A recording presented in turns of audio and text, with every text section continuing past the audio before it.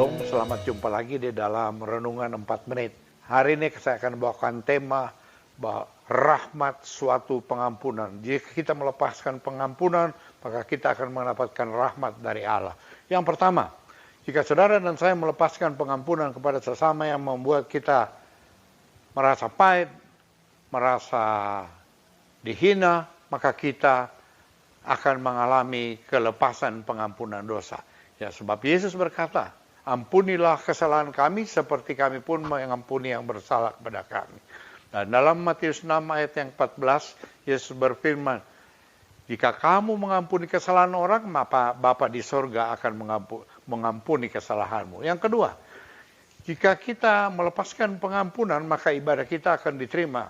Yesus berfirman seperti ini, jika kamu datang beribadah, membawa persembahan ke mezbahmu, dan teringat sesuatu, ada yang mengganjal di hatimu tentang saudaramu, engkau mungkin membuat dia tersinggung, pergi dan berdamai dengan dia, dan kembali untuk membawa persembahan dalam mezbah Tuhan, sehingga ibadahmu akan diterima oleh Tuhan. Dan ketiga, pelepasan pengampunan, ketika kita melepaskan pengampunan, kita akan menutup celah iblis.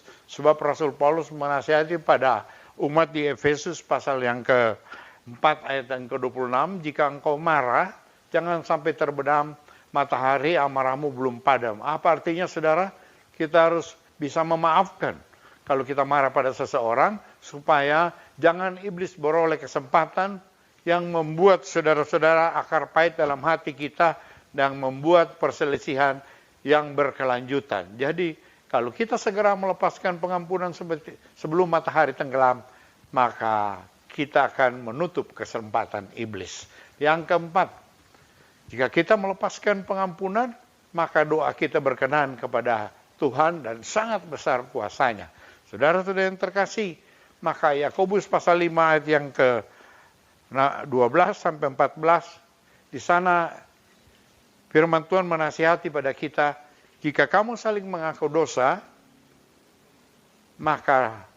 dan ketika kamu mendoakan seseorang yang sakit, maka doa orang benar sangat besar kuasanya jika dengan yakin didoakan. Jadi kalau kita melepaskan pengampunan, saling mengaku dosa salah satu dengan yang lain, apalagi orang yang sedang sakit, yang pernah terganjal di hati kita, maka kita akan menerima rahmat, sehingga doa kita berkenan dan si sakit akan sembuh.